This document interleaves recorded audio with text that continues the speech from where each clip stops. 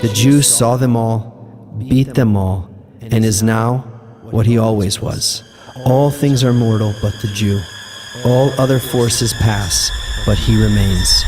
What is the secret of his immortality?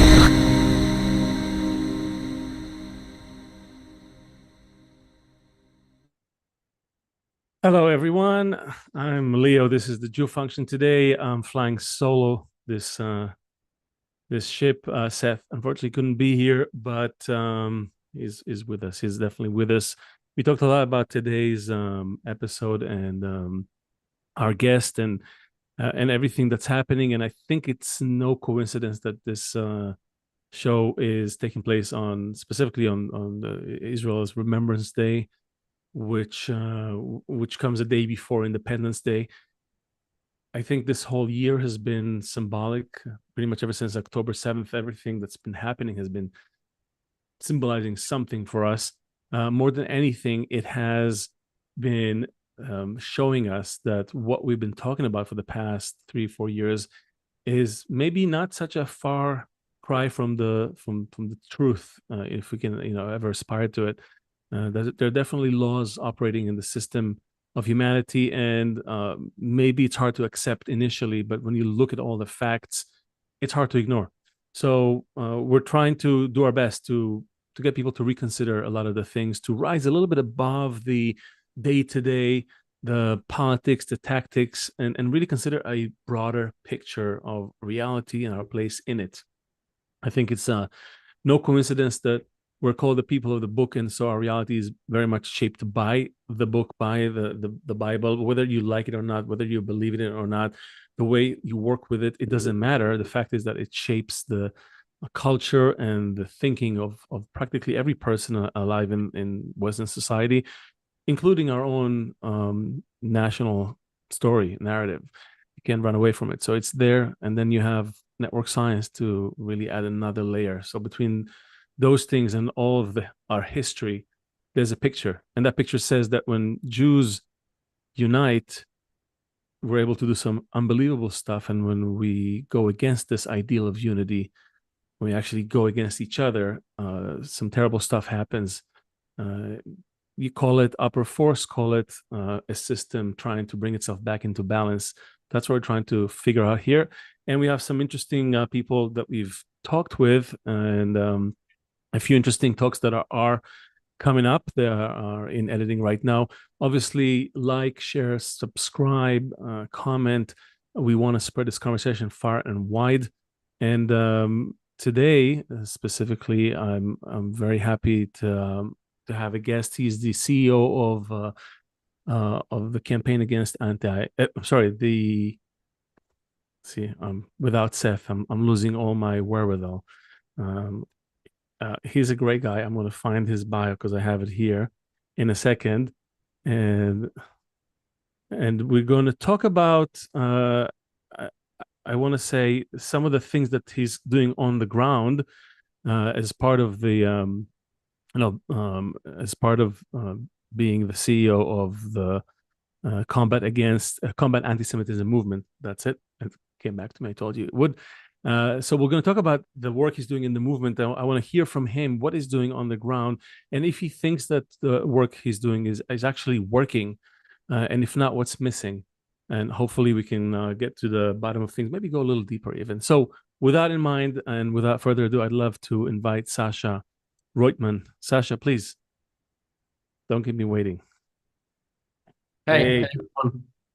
how are you? Good to see you. Good to see you too. We've never met until today, but I was, I like these talks because they get to I get to just kind of suddenly meet another person, and not in a professional setting. I work on branding, and I meet clients in every area, and it's always like there's always like this this agenda, right? It's like, okay, we're trying to get something done here, and it's let's move. But here it's like I feel like the agenda is first of all to connect with another person interested in this weird phenomenon of Jew hatred, and certainly someone who's dedicated so much time and effort to it. So maybe I want to ask you, I mean, why? And I'm asking this obviously after October 7th. I think everybody is now like, has met some form of Jew hatred, even if it's within Israel or without. It's almost safe to say, or unsafe to say. I want to ask you, obviously you started, this thing, you had a skin in the game probably before.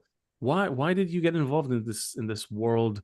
I know you worked in PR before and all that. So what's your connection to Jew hatred? Did you experience anti-Semitism? You have a French accent. Is this something? It's kind of funny. People ask me this question if I experience, and I sometimes say no, but then I live in Israel and I realize that I've been living under the rockets of Hamas, Hezbollah, and Iran recently. So yeah, I have experienced Jew hatred every day in Israel. I'm experiencing it every day in Israel. It's happening every minute of our time in the country. In the past decades, 20 years, 50 years, 75 years.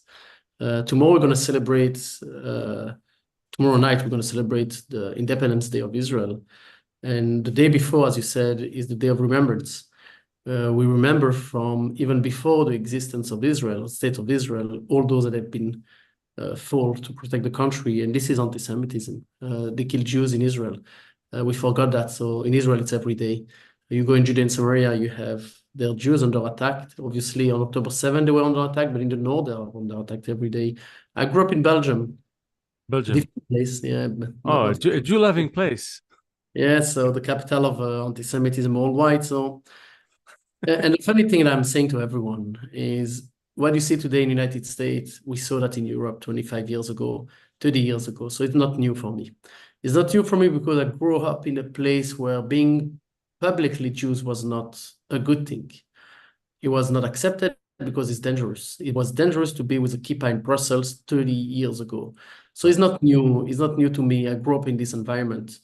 And at the age of 18, I left to Israel, but I left to Israel not because I confronted anti-Semitism so badly, but because I've been reminded during the Second Intifada when I was in a school that I'm not the same than others. I've been called and asked and requested to defend Israel.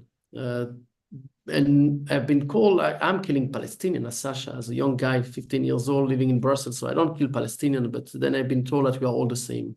And this is when I realized that the identity that I was living in, which was a Belgian Jew, very proud Belgian, very proud Jew, I was a Jew, an Israeli, and then a Belgian person, not because I defined myself.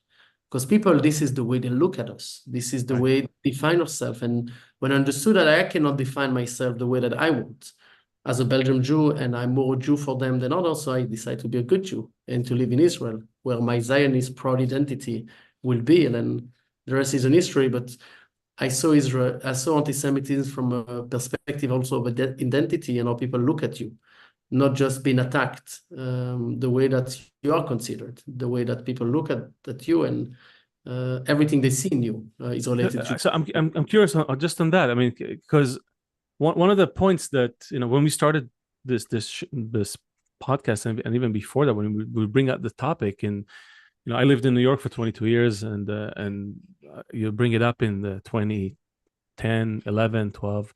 People are like, Jews are like everyone else. Don't bring up anti-Semitism. There's nothing to talk about. Don't rock the boat. Do you? And I think that this mindset is starting to change. Do you feel? And it's a question I ask everyone here. Do you feel that we are just like everyone else?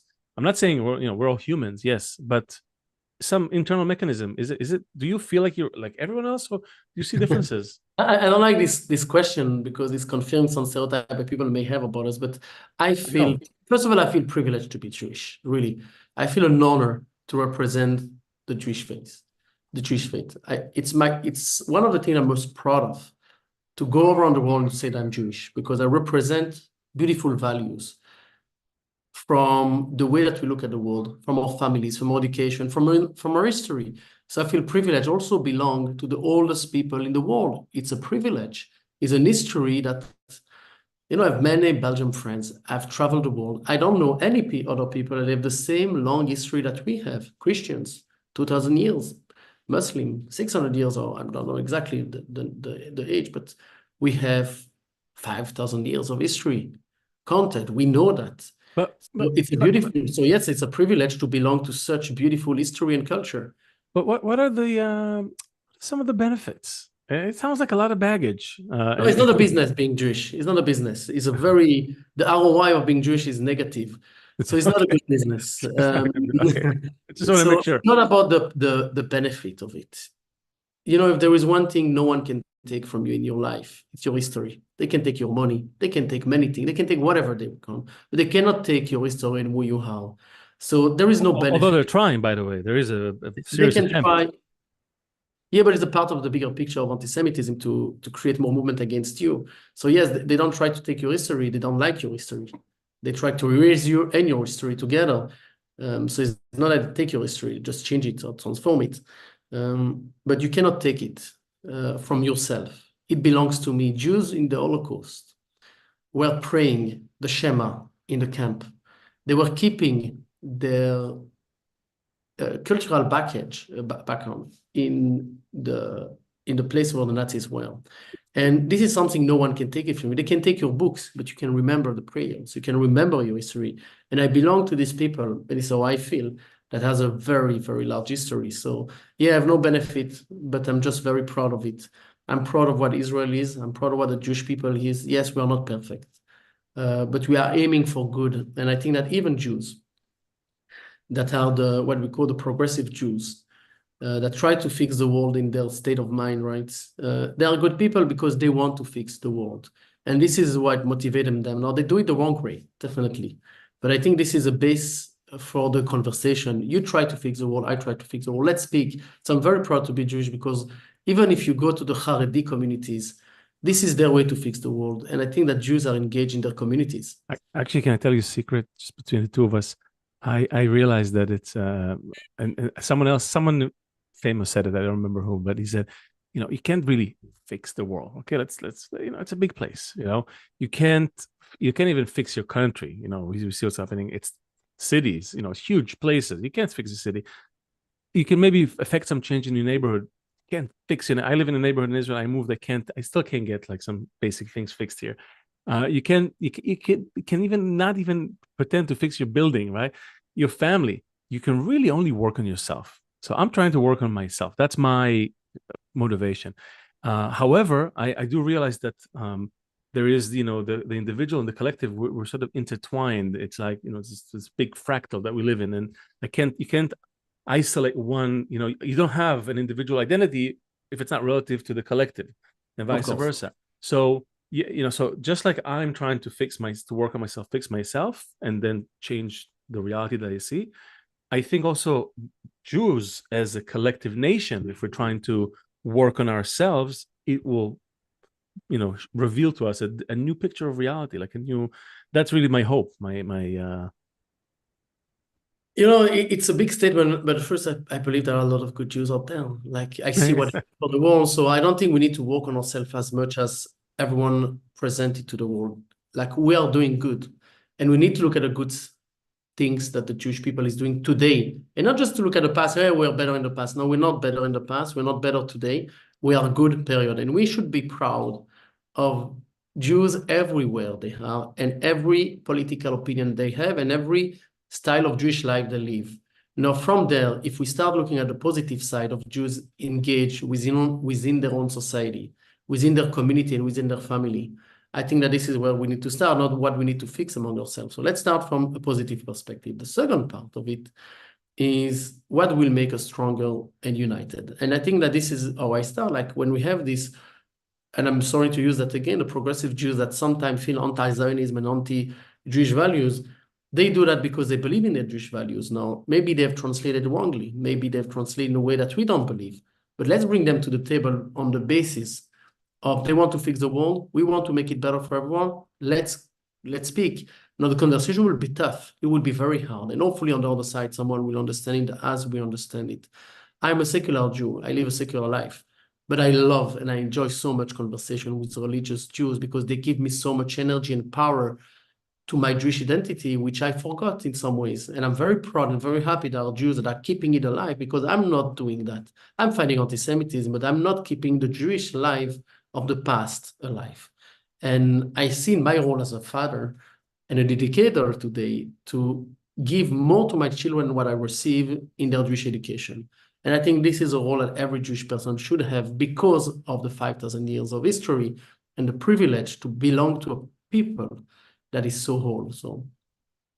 So, you said a lot of interesting things that you can comment on. The thing, the first thing is to have a conversation. There needs to be we need to start with finding the commonalities, because differences, there's no shortage of differences, but commonalities. I think if you look today, even you live in Israel, so you see things just just like I see them. It's becoming very hard to find commonalities. It's Yes. becoming very hard to again look at me and then look at you, this person in front of me, and engage. People sort of are, they're going into their camps and they're pointing at all kinds of other people, other things, and what maybe we can, at least the way you see it, like, what do you see But that that's a that's question of leadership. Let me start. Like, we're missing a good Jewish leadership in the world. If you look at the past leaders, so you have Rabbi Sachs, right? Was one of the top religious leader, but also cultural leaders, cultural leader of the Jewish people. And I think that we're missing today these leaders that can bring Jews together. Do you know And such people? no, I don't know, but I know that there is a lot of efforts made in the Jewish education world. The Jewish professionals are reborning, recreating themselves. You need to see an organization, a Combat Anti-Semitism Movement. Now you have the full name, CAM. We have young people working with us, amazing leaders that are motivated to make the world better for Jews and for everyone. And you need to see, we're working with partner organizations like Tikva. I don't know if you know Tikva Fund. They're educating young professionals more on a conservative place. They are wonderful the way they do it. And we have internship with these young students. They are amazing. Now the question that the older generation need to ask themselves, do they give them a place to grow? Do they give them a place to be the leaders of tomorrow? Because these leaders will help building the conversation. They're growing in a world that is different than your world, of course, different than my world. It's a world of conversation. They grow on the social media, they grow online, where they were speaking all the time. They can absorb much more conversation than you and me, much more differences, because they meet them much more that we meet them. I don't know how much, in Israel, it's a small ecosystem, a small society, very small, so you have to meet everyone, but not everywhere is the case. And if you don't have this opportunity to meet others, it's very tough. In the Jewish community of Belgium, of Brussels, where I grew up, when you are in a Jewish school and Jewish youth movement, then you have met everyone, and this is what you know. By the way, is one of the reasons why I left the Jewish schools to be in a non-Jewish school, where I rediscover my Zionist identity more than in the Jewish school, which is very funny. And it's kind of like why I left Israel and moved to New York for 22 years. Another anecdote that is funny is most of my Jewish friends that made their Aliyah and moved to Israel, they were in non-Jewish schools, because they met other people and they have been reconnected to their past and to who they are. So I think it was a beautiful also experience for me to do that, because I'm not sure that he will move to live in Israel. He was staying in a Jewish school because my identity was a part of everyone's identity. But when I realized that I'm different, I realized that I need to be connected deeply to my identity. And I think the comfort zone that many Jews in America have been going through is the fact they left in a very comfortable society where Jews have been totally accepted. And the moment they are less accepted, this is the moment that change for good are happening. And I think that today we're going to see a change for good. First, I gotta say, first of all, I love your optimism. That's definitely refreshing. It's good. I'm also, by the way, you didn't meet Seth, but usually I'm more of the optimist, he's more of the pessimist. So we complement each other. So now I have to sort of play both roles. Look, everything you said as a vision for the future is great, and I'm sure that when you surround yourself with these ideas and with people who share those ideas, then this is the reality that's around you, and that's amazing. The question I have for you is, what is needed to actually make it work on a large scale? We believe here in the Jew function in building circles. Start small, start with those who are close to you, grow the circle. But we see the things that are concerning is the level of animosity that doesn't allow people to even sit down and talk, as we said. Number two, what you call progressive Jews, or all kinds of Jews who have this weird idea of how to do good, and I'm at this point I'm even questioning if they even. I'm sure everybody wakes up in the morning, they think I'm going to do some good in the world. I have no doubt. I'm sure of it. but the approach is so dangerous. I'm really concerned for the well-being of Israel. To be perfectly frank, the Howard Horowitz, who's funding all the pro-Palestinian demonstrations, and the Soros of the world, and this unhealthy relationship with with the American government and the Israeli military, like all those things, they create an almost impossible situation. So I disagree with that. What's that? I totally disagree with the assessment. Okay, good. So I think that we have great challenges that are not impossible to overcome. I think that we have a society of fighters. They just fight a different way. I've been here in Israel, and I looked at the demonstration against Bibi, for Bibi, for the release of hostages, against the release of hostages. It doesn't matter. These people are engaged for their own society, their own community, and they fight for it. And it's beautiful to see it. I think this is the way to see that. The way to get to the same goal, because this is the same goal at the end, is different. We want good for our country. So I think that first we need to see that we have motivated people that are very, very engaged. And I think we don't see it that way. We need to see like everyone is not because they're against you, they are for you, just in a different way. So the way that you change now, you turn the page and you look at the people that thinks differently than you as a positive thing. So then when you start this process, you can realize that we are not in a bad shape. When the Haredi community doesn't contribute to Israel, they believe deeply, deeply that the way they live is a contribution to the Jewish people. Now, we need to come to a place where my contribution is equal to their contribution equal my contribution. I'm fighting for Israel. This is my job. This is my life. I dedicated to do that. They dedicate their life to do it. So where we find a common ground. And I think that at a certain point, October 7 is a moment of change. It's a moment of opportunities, both for the Israeli society, the American jury, and Jews around the world. All those have been disconnected. They start seeing the big picture. And the big picture doesn't look good for us. And then the moment of opportunities are happening. I see every day people coming to us, asking us what we can do. People have never been engaged. From the philanthropic side, business leaders, community leaders. Many people are taught that being a Jew is easy and their life is easy, and now they change their mind and they start being engaged. And I think this is the moment we need leadership. Now, everything is related to leadership. Let's not forget that. We try to be, as an organization, leading organization, and to provide a platform for these people. But hold on, I want to challenge you on the leadership thing as well, because I see where you're going with it, and I don't, personally don't disagree. What I am having a hard time with is when you say these two words together, Israelis and leadership. The way I see it, it's been becoming increasingly difficult for Jews to be governed by ourselves. In fact, all of everywhere you look, everyone is more of a, my opinion is better than the whatever prime minister, Ministry of Interior Affairs, Security, whatever. I know better. Like Israelis. But that's the way Israel look at it. What we have in Israel. So tell me. Yeah, but it's a wrong way to look at it. What you see. I'm seeing the facts. I'm not saying. No, it's not a fact. It's what's happening in every country around the world. Okay, so what's happening in Israel? Polarization and the conflict between ideologies is everywhere. We are no different in Israel than in the United States. See the fight between the Democrat and the Republican. It's the same than the left wing and the right wing in Israel. True. Go in Holland, the left wing and the radical Islamists joining forces against Geert Wilder. It's a fight, it's a real fight of ideologies. Yes. Where we're going right now in the world in general. We have, and in Israel it's different. I will tell you what is different. We have the conflict of civilization, a class of civilization, which we have seen only yesterday at the Eurovision. What we have seen at the Eurovision, the radical progressive joining the radical Islamist against the Western civilizations, period. This is what we saw very, very clearly. Now in Israel, we don't have the radical Islamist within our Israeli society because it's a Jewish society, but they exist. So we don't fight against Jews from radical to extreme, but we have the same polarization that is happening in the world. The ideologies are getting further and further. They don't find the middle ground. So I think that is not special what's happening in Israel, neither in the Jewish community. We have a gap of leadership. Why we have a Trump growing so much in the United States with his own style? Now, we can agree or disagree with the ideology. His style is problematic.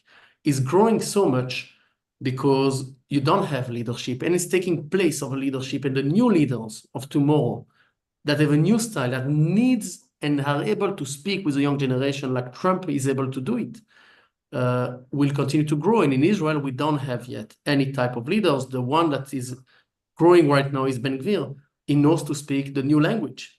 On the left wing and the center right in Israel, no one is speaking the language of the young generation and the new language of the world. The world has changed. What people need has changed as well. So we cannot continue. But what kind of language is needed? Give me some examples if you can. Maybe so the politics. The politics of the parliaments, right, that is disconnected from the people, doesn't work anymore. People have challenges in their life. Digital media and communication made them aware of the problems. Sometimes is even on purpose. People have made others aware of problems that didn't really exist. So then this is where you see more extremism.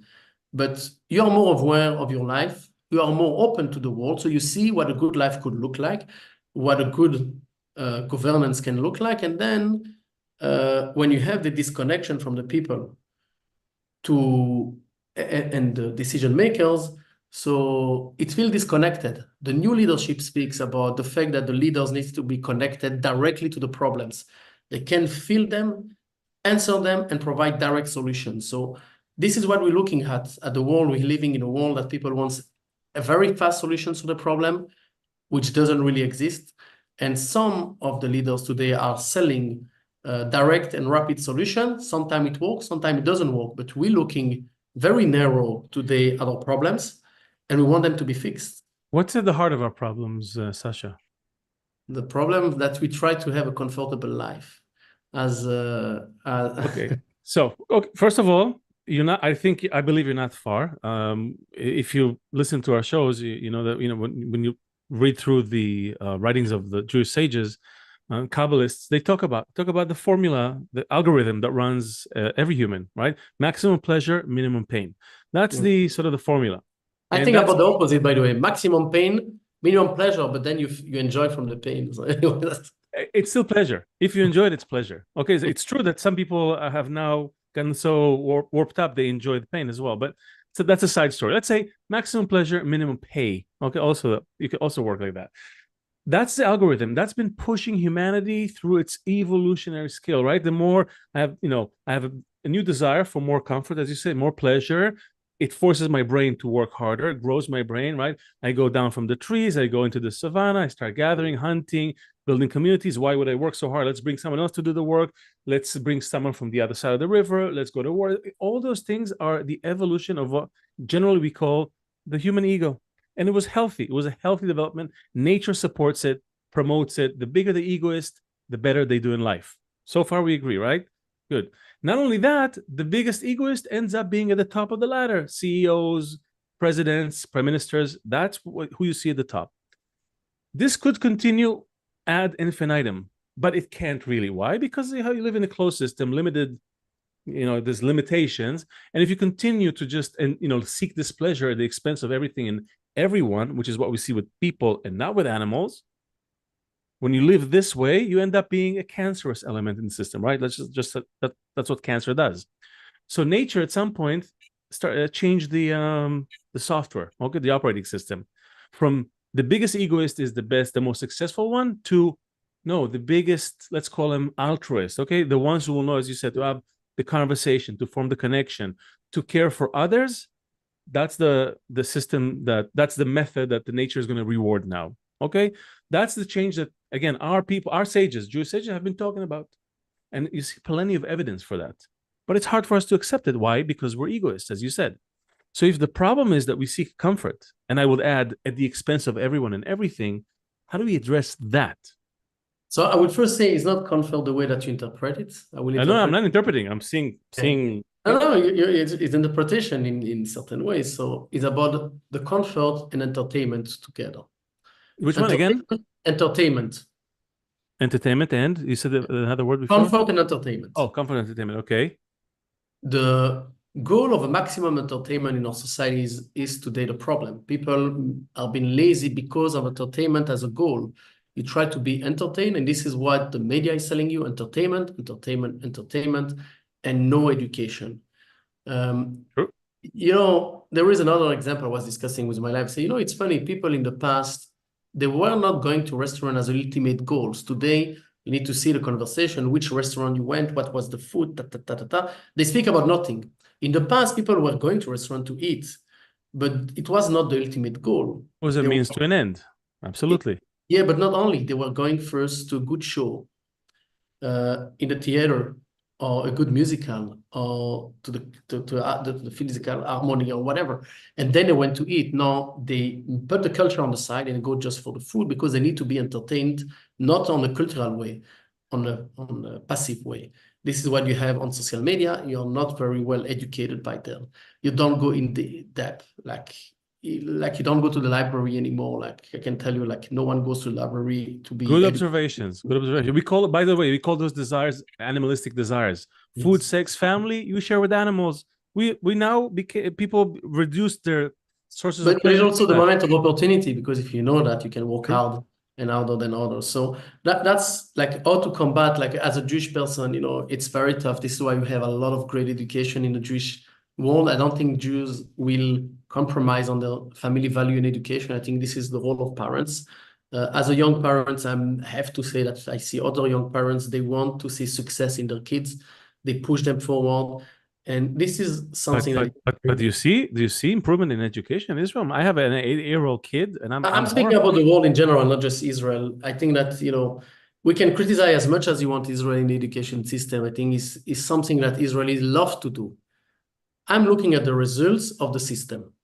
At the Okay. end of the day, when I look at the result that Israel has brought to the world with a very weak education system, we are much better than others. Now we'll add something more to. Oh, hold on. What do you No, mean? let me add more something to that. Okay. I grew up in Belgium, very well-developed European country, right?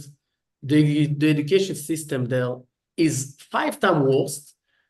And there is much more money, much more whatever you think there is in the world than Israel. Now you go in United States, the public system is not great as well. The public It's terrible. system is Why terrible. being so gentle? It's terrible. I was there. Yeah, but very good. Then you go in the private system is much better. I think in Israel, you have a lot, is a land of opportunity like the US is. I'm not kidding about that. I see kids, when they want to succeed in school, they can jump, they can move forward. Now you take the responsibility out of the parents from the education, which is a drama. You cannot throw the education on the education system. The education system gives you the basic, the vision of the world, and the way that you're going to use what you get and the way that you're going to behave at school is your parents will give. Excellence is from the parents, not from the school system. Then the school system can help you. Now you go in the excellent system of the education system in Israel. It's amazing how good it is for excellent kids. They protect them, they help them, they invest a lot of money in the excellent kids. Here's the problem I have. Here's the problem I have, though. When you say excellence, that word, you probably have your own, as you said, interpretation or translation for it. Someone else has a different translation. In my mind, we're lacking excellence in being a good human. That's the thing that we sort of lost touch with. So it's true that in an average Jewish school, you get more education in that direction than an average school anywhere else in the world. But in comparison, I'm looking at Israeli society. Look at where we are. So again, you say the results. I look at the results. Maybe you're looking at people who are waking up now. We'll see the results in 20 years. But the results that we're seeing now, that's a result of the last 30 years of education. Let me tell you my secret sauce. Okay. I'm not a fan of the media and what I see in the media, because I work in the media. And I know how you build a story, and I know how you fake narrative and stories. And I'm sorry to say that I'm not against the media. I'm looking at the reality of my life. I'm meeting per day. I have like about 10 meetings per day in Israel, outside of Israel, of people I'm meeting. I'm meeting people that are amazing that you're not going to see on the media. And people that are creating the future of this country, and they don't care about the demonstration in Kaplan or whatever they try to sell you. It's okay. I don't have a TV, so you don't have to convince me. Last week, I was in the Knesset. I met what is mediocrity in the Knesset of Israel, in the parliament. But on the side, I met so many incredible people that I'm working with every day to make this world better, to fight for the Jewish society, to fight for the Jewish world, and to fight for Israel, and not just an Israeli society. I think there are exceptional people, but they are not in the focus of the society because they are not a story. And I'm not looking at the story in the media. I'm looking to achieve good thing and good work. And I'm meeting from the level of my friends, basic friends from university, people I've met that are incredible. But no one wants to be, the good people don't want to be in politics today. Of course. They don't want to be Why public would figure, they? but they want to be public figure anyway. So how you will know them if the platform of the world that are the media and the public spaces are not offering them to be there. Even in politics in Israel, I will tell you, you have incredible people there. We just don't hear the good people. We hear those that are making the headlines and they are focusing on the media. But I disagree with the concept that Israel is a failure. I disagree with the concept that there are not good people here. No, I didn't say there are no good people. I said there are a lot of good people. I'm concerned about, again, the odds. The odds are really stacked against, odds are always stacked against Jews. There's no question, right? That's what made me ask the questions that I was asking years and years ago, because as Jewish people, we didn't conform to the usual evolution of nations, right? Nations progress, they grow, or they shrink and they disappear. Jews somehow maintained almost the same size for 2,000 years. Okay, that's an anomaly in nature. Okay, so I was looking for what's happening. Yeah, the same size, because we've been murdered everywhere we've been going through. Even with the murders, I mean, if you exist 2,000 years, we should have been 500 million people, even with all the murders. So no, not even. The Jewish history is full of time. Most of your time as a Jewish people, right? You have been under threat and massacre and forced to convert most of your time. I studied the history very carefully, and there was actually great moments in Jewish history as well. When other nations suffered, and we fared fairly well. So it's not a cut clear. I don't think if you add up all the terrible pogroms and everything, it still doesn't account for the size of the Jewish nation today. It doesn't. That's just statistics. My point is that I'm not disagreeing with you. Again, I'm pressing you on purpose because I want to try to distill the good juice that you're running on. You're definitely running on some good fuel, and I want people to feel that, and not to be satisfied with just things we tell ourselves, because often we do it. Oh, it's great, it's going to be fine. I'm an optimist. I don't want to do just that. It's not an optimist way of life, by the way. Okay, that's good, and I'll tell you why. Because I interviewed people, Jews in different positions in the U.S. before October 7th, like 2016, 17, 18, people praising the U.S. as the golden Medina, as the boon for Jews for life. And I would like saying, look, guys, there's always the most developed country always turns against Jews. That's historically shown as well. It's always the leading empire that turns against Jews. No, impossible, not going to happen here. Through whatever you can say, it happens. So I'm saying I don't want to just be, convincing myself. I want to see where you're going. How are you combating anti-Semitism with your movement, and kind of bring it home like that? Because I think that's what we haven't started yet about what we do at camp. Okay, so bring it home. Bring it. Maybe we can bring it. We can bring it there. But I think that, to your question, is not about the positive way, like the positive philosophies of look at the world. Is about the fact that is about reality. There are really good people. I can tell you from the level of the people I found at camp and our donors, they believe in the cause and they donate. From the people that support and we're working with, from legislators, the decision makers, whether you have good people, but the problem of the nature of the human, we look at the wrong side. And then we see all bad, and then we create bad, we react bad, and then we are being a part of this movement of being the negative movement, which doesn't help. Now, what we do at CAM, we've been funded to build coalitions. So now it's taking to the operational side. To build coalition with non-Jews and Jewish people and everywhere across the world, you need to be able to listen to the pain of others, you need to be able to listen to what they like in life, what they don't like in life, and then to look at ways to connect and to collaborate. Now, this strategy is a basic human strategy.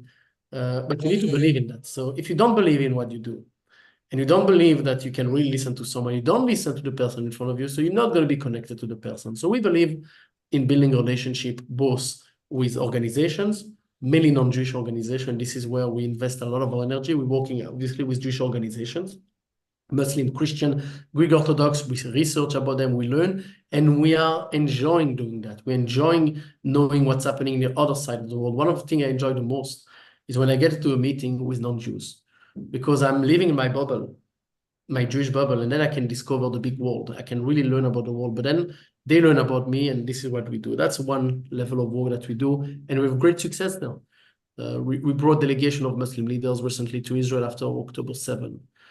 We are setting up partnership with the Catholic Church. We're working with the Greek Orthodox Church. We're working with Muslims across the world.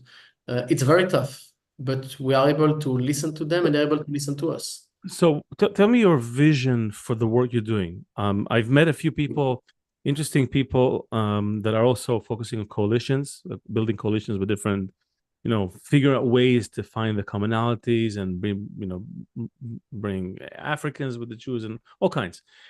What's your sort of in the ideal picture of the world, right? When you get up in the morning and you're excited about what you're doing, where is this going? Well, describe to me your world. No, so it's very basic. It's very basic. Okay. Minimum respect. Minimum respect. Minimum respect. Because when you have the minimum respect, not the maximum respect, the maximum respect means friendship and more. The minimum respect means that you know a little bit about the person in front of you and you respect him without getting into a battle. That's the minimum respect. This is my vision of the world, that we can have the minimum respect for our neighbors, for other religion, other people, and for everyone. Okay, how does that beautiful, reasonable ideal sit with jihadi philosophy? I don't believe in philosemitism as the way of fighting everything, but I believe like you need to respect the same way I respect Muslim people, the same way I respect Afro-Americans and others. I want to be respected as a Jew, and you don't need to know everything about me. You don't need to be my best friend, but you need to be respected. The way that we build that first, the coalition-making system is very clear for us. We don't offer like I listen to you, listen to me. We offer pragmatic solutions. So for example, with Afro-Americans, we've built a program called the Omni American Future, which celebrates the partnership of Jews and Afro-American creating the jazz music, creating blues. And we have events with Afro-American and Jews playing jazz, thinking about the past, building the future, using the philosophy of jazz. It's very philosophical music as well. Building a better future for Americans, for all Americans, based on a cultural exchange. And it's a pragmatic thing because it's happening.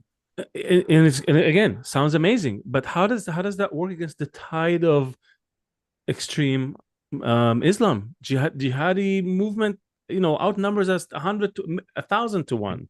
So the good news that is not. And hold on, and they're at the base, if you say what's at the basis of being a Jew, and I talk to a lot of Jews, yes, as you said, respect for the other. You don't have to be a Jew. You can live together next to me. It's all good. You can get to if you believe in God, you can get to God. You don't have to become a Jew. It's all good. It's not the philosophy or the ideology of extreme Islam. The good news that we are not a naive group as well. We know to attack and counterattack. I served 6 years in the IDF myself. So we know how to fight and we know to read our enemies. But within our enemies, we have on the Muslim side, we have also friends. So we need to identify the friends, to spread good among our friends, to show they are good Jews and you need to know them. So first it's using friendship in the system. Now, the good news is that it's not just a problem of Jews anymore. Why is it not a problem of Jews anymore? The radical Islamism and even the woke ideology and the progressive radical ideology have shown their real face in the past few weeks, in the past few months. Definitely. I think that in America and Europe and other places around the world, people have realized that it starts with the Jews, it doesn't end with the Jews. What you see mainly right now in Europe, in the United States, it's coming and will be much more clear in the next few months during the elections time. The right-wing groups in Holland, in Hungary, in Italy, in France, in Belgium even, and other places, they are the one that speaks about this clash of civilization and the respect of Europe. They are the ones that are getting slowly the majority. They're starting winning elections slowly. And it's starting being a big movements that they disconnect their neo-Nazi past from their new ideology of protecting Europe. No, it's not good for Jews in the long term. We know that. But Jews are a part of the Judeo-Christian values that build Europe, build United States, and build the Western world. So we as Jews, we have an opportunity to connect with Christian values again. We have an opportunity to create alliance with the Catholic Church to protect the Jewish Christian values. And we're fighting very hard around this team. Now, it's not a team against Muslims in general. It's a team against radical ideologies, both coming from the extreme right, extreme left, and radical Islamism, to protect the achievements of the Western countries. So we're fighting very hard around that by building the right alliance. We have very good partnership with Christian groups around the world. And we try to really express the needs of our society to protect themselves, not just for the Jews, but for everyone. And I think we're going to see a result. The United States is different because they are waking up right now. So we're going to see in the next few years where these wake-up calls will bring the American society to. I have to say that I hope the leaders of the center-right and center-left will realize that they need to protect the United States, the values, the history, and the Jewish history in the United States that have been there from day one. We just finished in CAM a very long process and program of building a curriculum to educate about the Jewish heritage in America. And when you read it, you realize that from day one, they were there to build the American society. And as an immigrant people to United States, like most of the Americans are immigrants, they were there to build United States and not to destroy United States. Like we have immigrants coming now in United States, in Europe, for changing the society, not accepting the society. As a Jewish person who grew up in Belgium, on Shabbat, we're making a prayer for the hosting country to be good, to be safe, not just for us, for the country itself. Yeah, but I see that in other religions. But it's almost too late. I mean, Brussels, the number of immigrants to, is 70%. They have the majority. Yeah, that's not the real numbers, but I would tell you, 60, Europe, it doesn't matter. You look at the numbers. it matters. The numbers matters because you have about like in all Europe about 10% of immigrants. No, but the concentration in the big cities, and yeah, but you need to look of... at the European people as a Western civilization, because the whole theory is about Western civilization against the others. So I think the Western civilization will wake up. The World War I and World War II were about European wars. Right. And I think World War III, if it's happening or not, I don't know to evaluate that. I don't want to speak about some people are saying we're already in it, by the way. We're in it. This is it. It's not going to be big fronts with tanks and all that. It's this. No, it's not. This is the preparation of it. Like in the 30s, you didn't have when the war will start. We all know that the war will start. Right now, I'm not sure with the people's entertainment, as you said. I'm not sure. No, you will know. You will know. I can guarantee you that in the 30s it was the same conversation. This is the war, and it is fine, and we should accept this ideology of the Nazis and whatever. So let it pass. But it didn't start there. That was the planting of the ideologies. I think that we have the space right now. Not only didn't start there, it was funded in part by American industrialists, by journalists. I mean, this was the understory was way more complex. Yeah, but the war didn't start yet.